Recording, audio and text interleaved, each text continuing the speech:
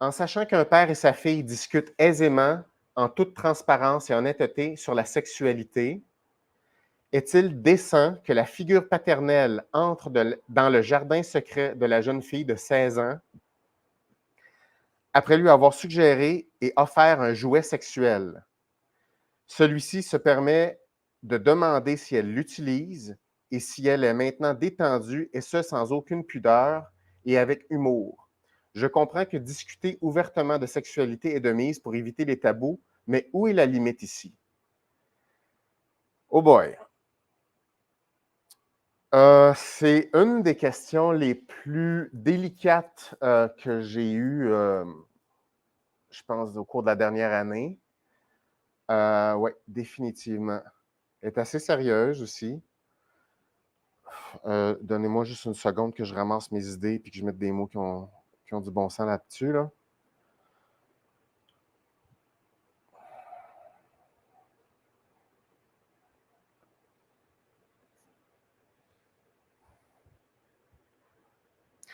Je vais vous expliquer à quoi je pense, tant qu'à faire. Je vais vous dire à quoi je pense pour essayer de me faire une tête là-dessus. OK, tant qu'à faire. Père et fille, c'est pas la même chose que mère et fille, premièrement. Discute en toute transparence et honnêteté sur la sexualité. Pas de problème jusque-là, il n'y a rien qui cloche dans cet énoncé-là. Est-il décent que la figure paternelle entre dans le jardin secret de la jeune fille de 16 ans? 16 ans, c'est un facteur. C'est un facteur important. Après lui avoir suggéré et offert un jouet sexuel, ça, définitivement, c'est un facteur, ça, c'est quelque chose de majeur là-dedans. Celui-ci se permet de demander si elle l'utilise et si elle est maintenant détendue. Bon, OK. Donc, il y a deux affaires. Premièrement, il y a de la discussion ouverte sur la sexualité, d'une part. Il y a, il y a ce type de discussion-là entre un père et une fille de 16 ans. Une fille de 16 ans, ce n'est pas une fille de 3 ans, ce n'est pas une fille de 4 ans, ce n'est pas une fille de 8 ans, c'est une fille de 16 ans. Parce que biologiquement, on est différent à 16 ans qu'on l'est à 3 ans, 4 ans, 8 ans. Après lui avoir suggéré et offert un jouet sexuel, donc là, c'est ça. Là. OK, bon. Alors, là, premièrement, c'est une question qui est délicate, puis il n'y a pas de. Tu sais, je vais répondre avec le même aplomb que ce que je réponds pour n'importe quelle question. Je ne vais pas lui donner un statut différent, mais il faut aussi reconnaître qu'elle est délicate.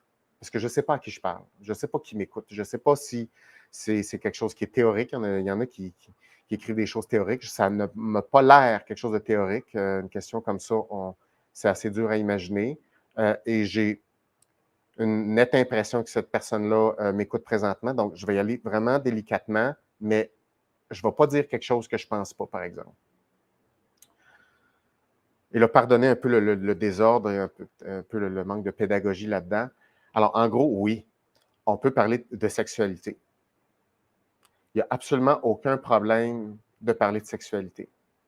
La sexualité, ce n'est pas un sujet comme les autres. Et on aurait tort de faire comme si la sexualité, c'est un sujet qui est banal. Même s'il y a des courants actuels où on banalise tout en ce moment, il n'y a plus rien qui est important, le genre est plus important, la sexualité, c'est plus important, il n'y a plus rien qui existe.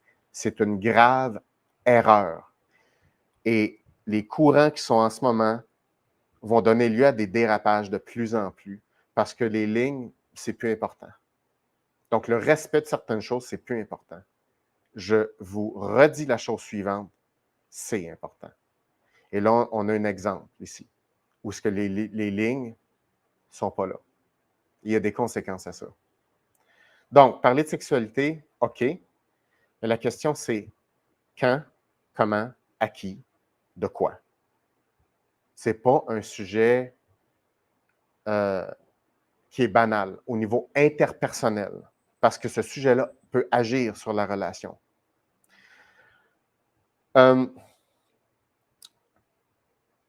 Premièrement, tous les organismes, la plupart des organismes vivants, du moins je dirais, les mammifères et les organismes suffisamment développés cérébralement parlant et autres comportent des règles biologiques et même sociales claires sur ce qui est possible, sur ce qui est sain d'être fait dans une famille et ce qui n'est pas fait, ce qui n'est pas sain dans une famille. OK? Même si on regarde, par exemple, si on ne recule pas loin des primates, il y a des règles chez les primates. Puis une des règles, c'est des règles, par exemple, des règles relatives à l'inceste. Je ne dis pas que ça n'arrive pas chez les primates, mais il y a des règles qui font en sorte qu'il y a des mécanismes où on essaie d'empêcher ça. Parce que biologiquement, ce n'est pas bon.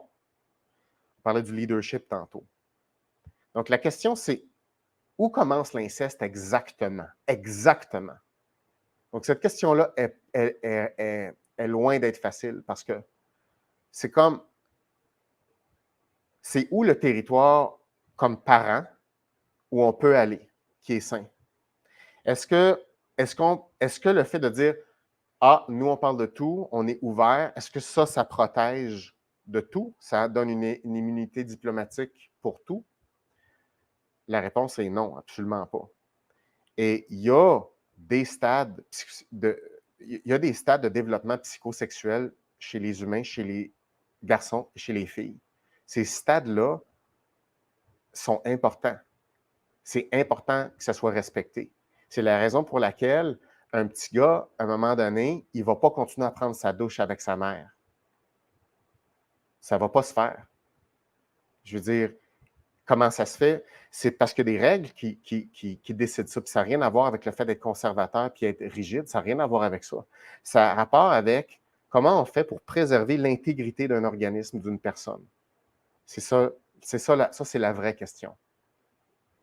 Et donc, ça veut dire que dans le rôle de parent, il doit y avoir des guides sur comment on fait pour accompagner l'individualité et le détachement d'une jeune adulte. Parce qu'à 16 ans, dans 2 ans, elle va être catégorisée comme une adulte. Donc, et dans d'autres pays, elle est déjà adulte. Elle vit déjà comme une adulte depuis plusieurs années.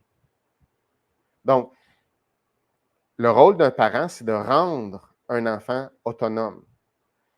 Et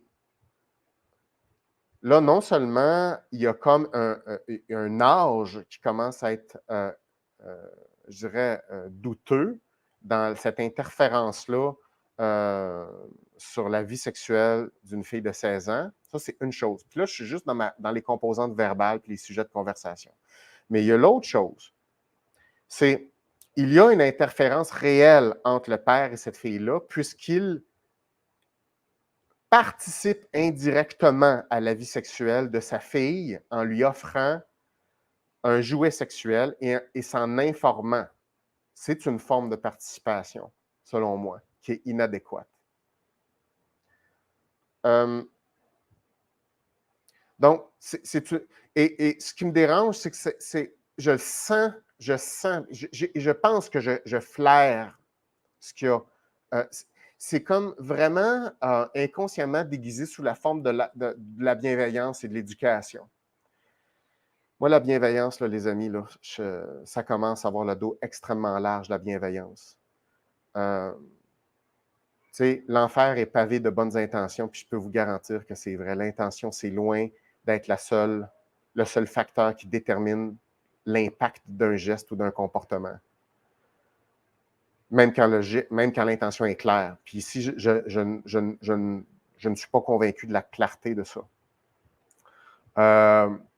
Comprenez-moi bien, je n'ai pas de détails de cette situation-là. Je n'en ai pas. J'ai seulement 4 lignes, puis j'essaie de vous expliquer à quoi je pense et quelle est ma réflexion quand je lis ça.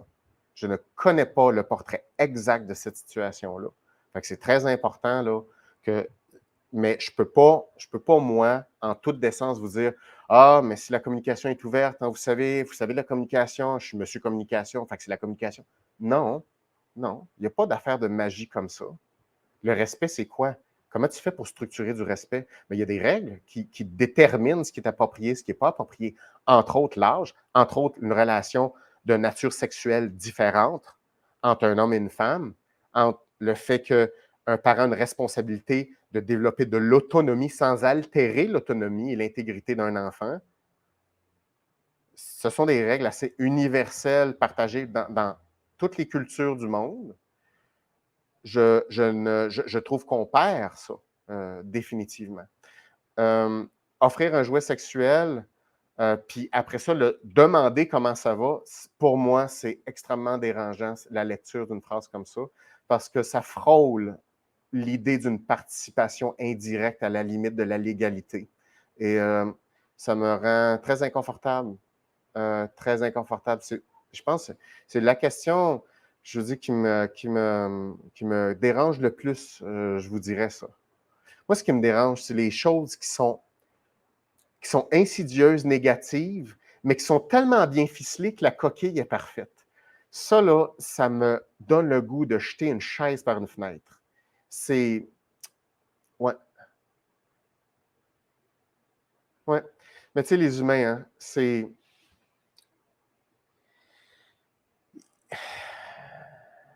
Les choses qui se passent dans la tête d'une personne, les choses cachées qui se passent dans la tête d'une personne, c'est un océan. Mais ça ne peut pas être le problème des autres, par exemple. Fait que voilà. Puis, je pense pas que c'est une grande surprise ce que je dis là. Je veux dire, je lisais dans vos commentaires, tout le monde fait Waouh, qu'est-ce qui se passe? Ouf. Je lis les phrases, tout le monde réagit.